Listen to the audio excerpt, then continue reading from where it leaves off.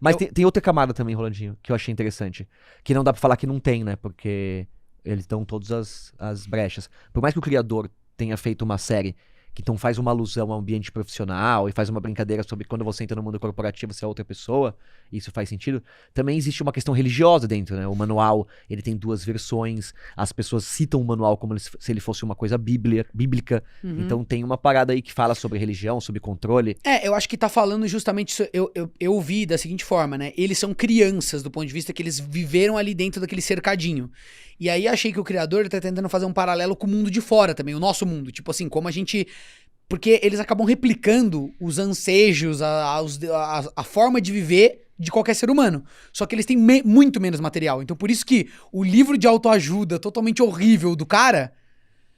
Porque o que é a criação humana, a escrita, o que é isso, né? É o acúmulo de conhecimento de milhares de anos. Então, pô, o Aristóteles pensou num negócio, aí depois veio outro filósofo alemão, escreveu em cima, aí a gente na modernidade atualizou. Aí quando você lê um livro de autoajuda de Parece 2022... que foi o autor que inventou aquilo, né? Exato, então tipo, quando eles têm acesso a esse livro que pra gente soa meio cafona, assim, pô, sai 10 livros desses por semana hoje em dia de autoajuda. Pra eles que estão lá dentro, que nunca leram nada de filosofia, qualquer uma daquelas frases, sabe, explode a mente deles, porque eles não tiveram acesso a nenhum tipo de pensamento um pouco mais avançado. Então eles se apegam aquilo ali vira meio que uma coisa absurda pra eles. A mesma coisa, a arte que eles escolhem mostrar pra eles ali a dedo. Parece que a diretoria, eles meio que estão querendo criar uma religião interna, sabe? Estão querendo colocar os caras dentro de uma forma de pensar que serve à companhia. E que manipule eles, né? Perfeitamente. Então, o que é interessante, que eu acho que ele fala no segundo plano, né? Foi alguém que criou um simulacro, né? Uma realidade simulada, digamos assim. Não é simulada não porque existe uma simulação, mas porque tudo é simulado, né? Sim, sim. Onde as pessoas vivem lá dentro. E essa realidade simulada, ela é controlada por uma religião, tá? Que é montada através disso. Existe então uma corporação, existe um objetivo por trás. E aquela religião e tudo faz com que você pareça que quando siga aquilo, você tá indo pelo caminho certo. Bem, Então, por exemplo, o chicote lá é muito ilustrativo, né? O chicote tem as pontas do chicote, fala sobre coisas boas, ser bom, benéfico. Então, assim, mostra um pouco isso. Que são as virtudes, né? Você seguir o sistema e todas as virtudes te faz um cordeiro. Existe uma referência muito clara. Você abrir uma sala e tem um cara com umas ovelhas.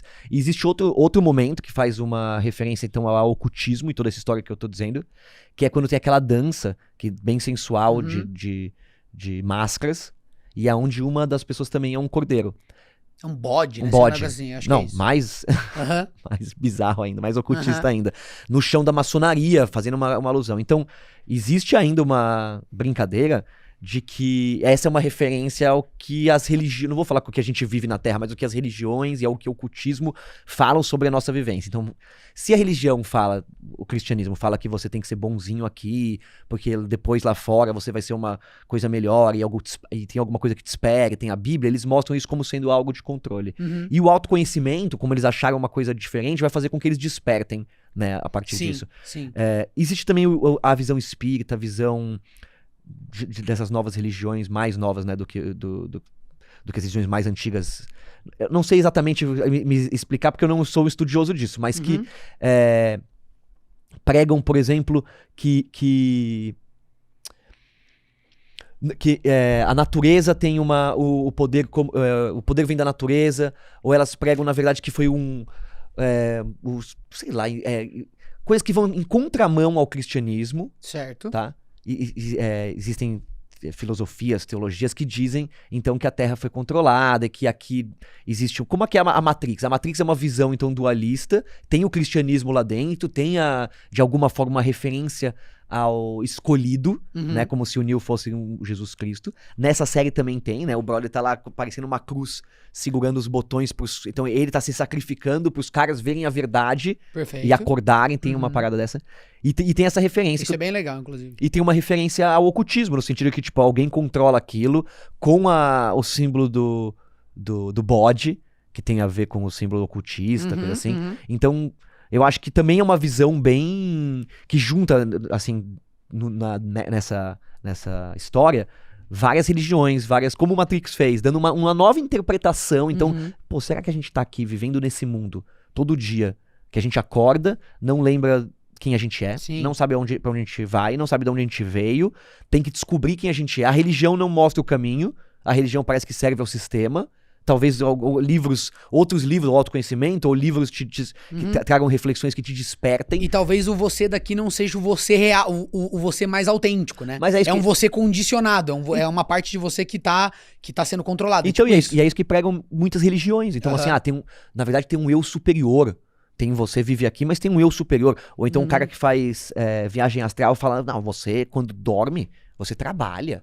Os espíritas falam, faz outra coisa. Se eu durmo, eu trabalho, coisa assim. Então essa é a parte ruim. Que cortaram. Por que eu tô aqui vivendo essa parte ruim? Entendi. De sacrifício. A série fala muito sobre sacrifício. O sacrifício que a gente faz no trabalho. O sacrifício que a gente faz nessa vida. A gente vive a vida inteira nos sacrificando pra trabalhar pra um sistema. Pra quem, né? A gente tá servindo a quem? Então eu acho que essa série ela é existencialista. Com certeza. Pra caramba nesse sentido. De fazer a gente refletir e de propor uma visão um pouco mais moderna do que Matrix. De que as máquinas tiram e a gente... Não, quer dizer que sua mente talvez seja partida em dois. Não, é muito louco. E, assim, é muito legal porque eu acho que a série não para só nessa analogia com o corporativismo, tal. Eu tô totalmente com você, achando que ela fala sobre isso, mas ela fala mais sobre a conjuntura total e não só... Através do mundo corporativo, ela tá falando sobre a nossa vida moderna, como a gente vive, como a gente se relaciona.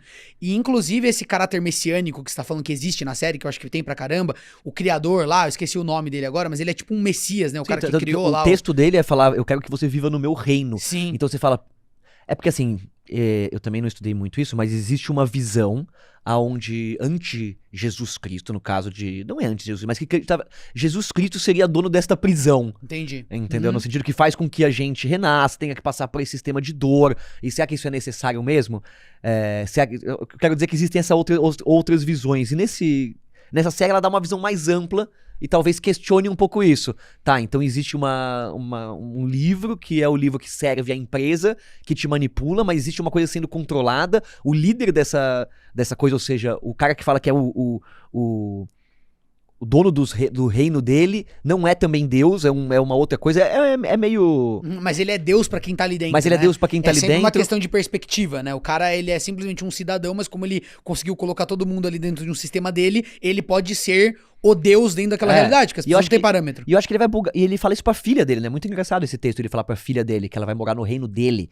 Mas espera, mas ele já é filha dele. Então faz uma alusão clara, talvez, a Jesus Cristo, que falava que as pessoas iam morar no reino do pai dele. Ele falava do pai dele, Jesus Cristo. Perfeito. Mas assim, eu acho que esse caráter messiânico que ele coloca também tem um lado mais pé no chão, que é a comparação com essas ultracorporações de tecnologia que tem esse caráter messiânico lá dentro também. Olha o Steve Jobs, o Bill Gates, né? Então assim, tem essa coisa tipo, o Steve Jobs morreu, mas aí tem lá Steve Jobs Stage, que é o escritório deles lá hoje em dia, tem lá o nome onde eles fazem a apresentação, que é do Steve Jobs, tem as biografias do Steve Jobs, o jeito que ele fazia. Aquela positividade completamente esquisita, tóxica, que rola dentro das empresas também, tá todo mundo ferrado, ninguém sabe o que tá fazendo e todo mundo fingindo que tá tudo bem. Os manuais da empresa, os manuais da empresa. Exatamente. Então tem essa coisa meio de que, tipo, beleza, eu tô com o crachá, então eu super gosto disso, eu super falo essa linguagem, eu super participo aqui e dou sorrisos. Total. Mas quando eu desço pro estacionamento, eu choro dentro do carro, entendeu? Reclamo, falo que meu trabalho é uma merda, que eu não aguento. Galera, esse aqui foi um corte do Pipocando Cast, o nosso podcast